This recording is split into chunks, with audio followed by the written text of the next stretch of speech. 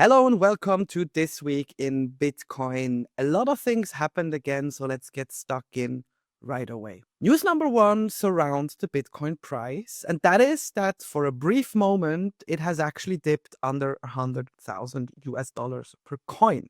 This is a very magical mark, a psychological mark for many investors, and there seemed to be a little bit of a panic. The price dump has been driven by a lot of macroeconomic topics.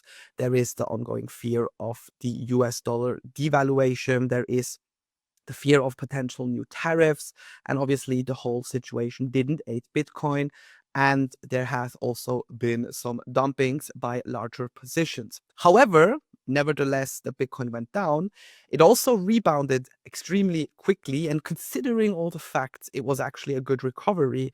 At the time of recording, we're hovering around 103,000 US dollars per coin, and we will need to wait and see how things develop. But as it always has been, Bitcoin has shown resilience despite being maybe a little bit more volatile, meaning the price goes up and down than traditional stocks or traditional assets. But for now, Bitcoin showed its teeth again, and we'll need to wait and see what happens in the future. Second news are from the Human Rights Foundation, and that is that the nonprofit has actually announced that they want to invest and support projects that look at quantum resistance for Bitcoin. Quantum computers are always a key topic also when it comes to Bitcoin, because if quantum computers are to be successful, they're currently just not at the stage where they can actually do a lot.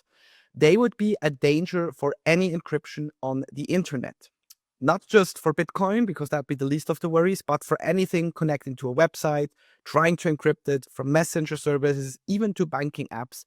If quantum computing could break the current standards for encryption, you would face a lot of problems and uncertainty. However, the Bitcoin community is always quite future-proof and looking ahead, and through grants and support such as the Human Rights Foundation, we may see a lot of adaptation and change in terms of quantum resistance. And last but definitely not least, we also have some news out of Switzerland, where the first Bitcoin treasury company now went about and announced that they exist. The company is called Future, quite a fitting name, I think, and they raised 28 million Swiss francs. The board is set with some prominent names such as Adam Beck, but also our CEO Julian Liniger, where they are now aiming to educate businesses about the possibilities with Bitcoin, having it on the balance sheet, and obviously offering a strategic position for Bitcoin in Switzerland as well. As a company that originated from Switzerland, we look forward to having another Bitcoin-focused company here, and we're eager to see what Future does in the future. And with that, we're at the end of This Week in Bitcoin. You know the drill. If you got questions, feedback, or just want to say hello, leave me a comment below, and I look forward to seeing you next week again.